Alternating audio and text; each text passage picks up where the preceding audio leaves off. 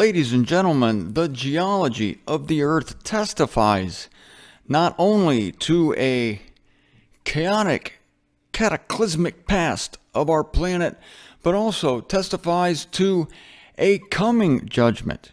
If you didn't have scripture, you would have to conclude that it was likely that when you see what happened in the past, history repeats itself, right? And it also testifies to the stupidity of science, the unwillingness of science to acknowledge a creator because it simply must be its own God, and it must be able to explain everything by its own force of reason. And for this reason, judgment is coming to this earth and its inhabitants. Hello everyone, this is Martin Zender, and once again you are at the Revelation series. Now, geology is a very boring topic. However, I'm going to make it exciting for you because you will see that the layers of the earth are being totally misjudged by geologists today. Geology is the science of the Earth's surface.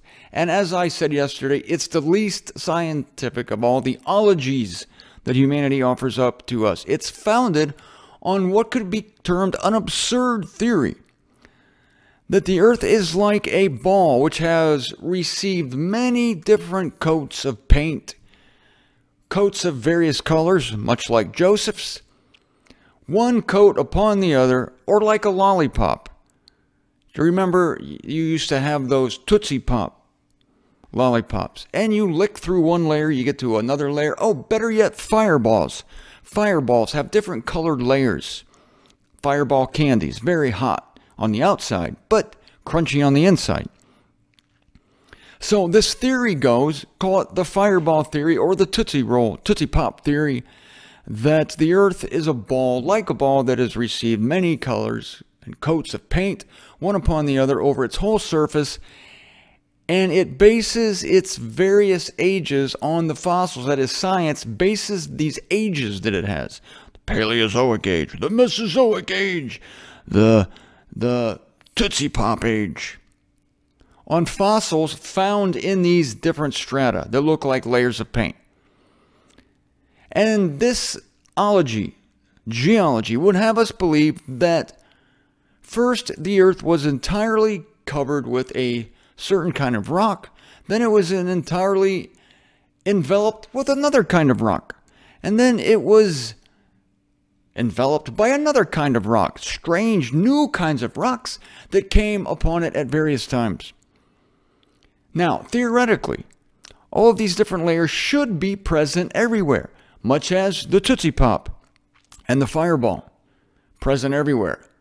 No matter what side of the fireball you lick, you find similar layers. There's a blue layer, red layer, yellow layer, pink layer. Same thing with the Tootsie Pop. You will not find the chocolate inside of a Tootsie Pop, which is also the same thing they make Tootsie Rolls out of. You will not find that at a different place on the southwest quadrant of the Tootsie Pop than you would find it on the northeast quadrant of the Tootsie Pop. You will hit the chocolate at the same time. And as a matter of fact, anybody that looks at the Earth objectively will see that these layers are not all present everywhere. They should be arranged in a standard order, but they're not.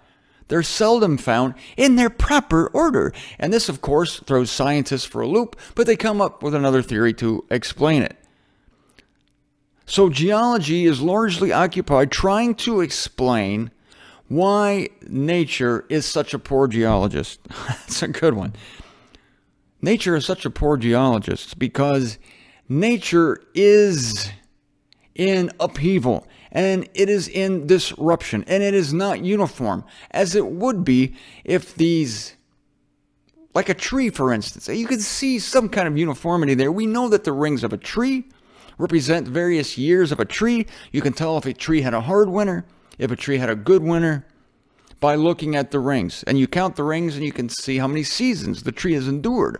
I suppose scientists chop a tree, sit on the tree stump, look down at the tree and say, I bet the Earth is like this tree stump. Or maybe it's not. Maybe it's not. So what geology can't explain, and what these timeologists, if there is such a word, can't explain, what these people who think they know everything that's going to happen, and they think they know everything that has happened, but they're oblivious of many things that have happened. They try to explain these intrusions. There are various intrusions upon the earth, and overthrusts. Weird things have happened here that haven't happened here. We have volcanoes here, we have depressions there.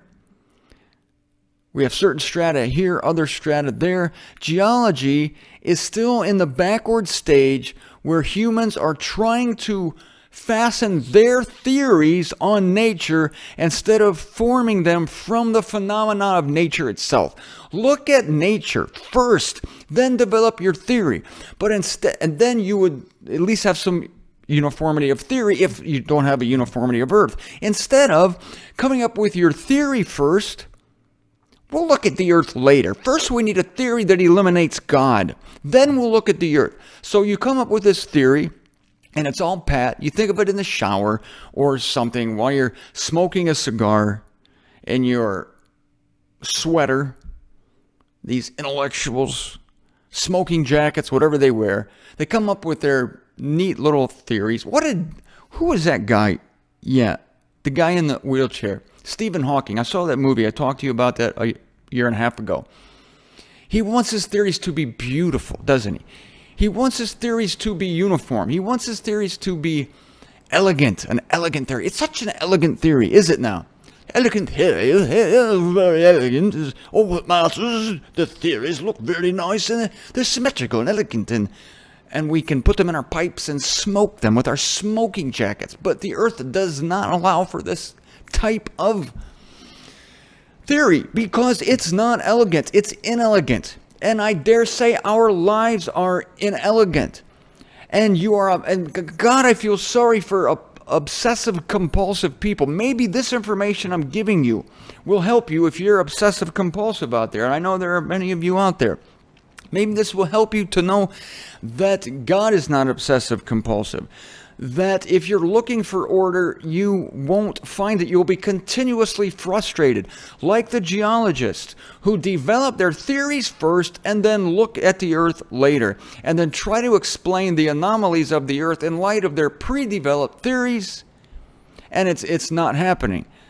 And so I know it's very frustrating, believe me. That's why we like to go to fancy places, fancy hotels, where people have striven to make everything symmetrical and full of order.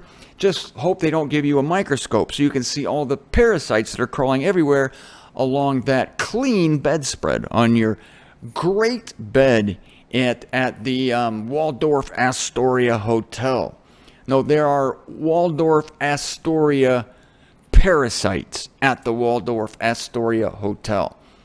But on the microscopic level, there is certain kind of order to the universe, but the order is in its disorder. It's orderly disorder. It's by a method. Everything is by a method. And again, we're supposed to look out and be frustrated. We're supposed to look at the dresser drawer, see one side of it slightly ajar. Some people have to go up and straighten everything on their dresser, push that dresser drawer in the last 1/16 of an inch so that they can sleep at night.